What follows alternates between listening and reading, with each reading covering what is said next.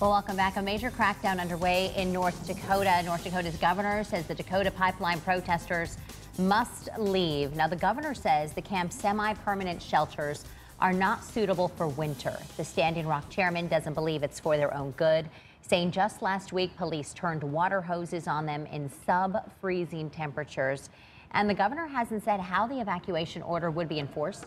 He does say he's telling direct agencies to refuse emergency assistance to anyone who is staying behind.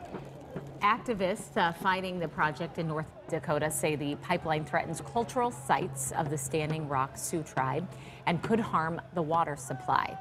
Our guest, Connor Chee, lives in Chandler. And good morning to you. Welcome. Good morning. You just got back. You had spent last week in North Dakota. There at Standing Rock, right there with all the protesters. So you really know what it's like. I mean, the media reports something and, you know, trying to report both sides, but you actually were there. Yes. Why did you go there?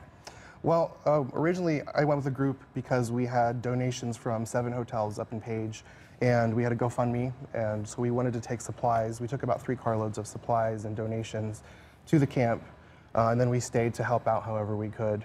Was what you saw the same as what you see portrayed over the media? Not quite. I mean, the thing that I left with the most was that it's a very peaceful movement. From the moment that we got there, the water protectors have their own security at the front, checking every car for weapons to make sure there's no alcohol, no drugs, nobody intoxicated, and they really enforce it. They remove people who aren't being respectful, and they have you know, some guidelines. The protesters remove people? Yes. Okay. So there's guidelines to be respectful to the locals, and they have training that's mandatory for anybody who wants to be on the front line, so they know how to interact with police, and they really put that as a high priority, nonviolence. These are your personal pictures from the area, and this is the campsite that they live in, and they have been living in for weeks and weeks. Yes. What do you think about this whole idea of having them evacuate eventually? Do you think that...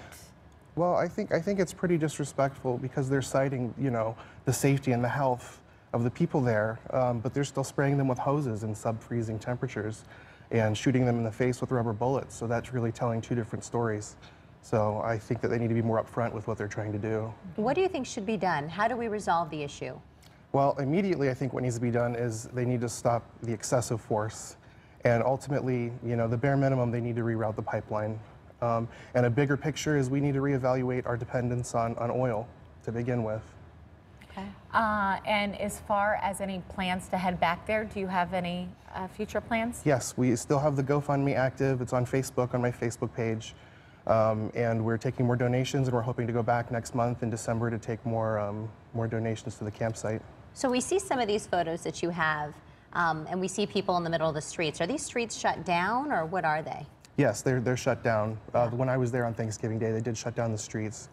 Was it for Thanksgiving or because of the protesters? It was because of the protesters. Because of the protesters. Yes. It's hard to get an idea about how many people do you think are there right now? There's thousands of people at the campsite, yeah. Not everybody goes to direct action. There's a lot of people who aren't there on the front lines who are just, you know, cooking or cutting wood or building things. Yeah. But there's a lot of people from all over. Okay. Connor, thank you for your account of what you saw there. We appreciate it. All right, thank you. Thank you for coming in. Have a great one. Thank you.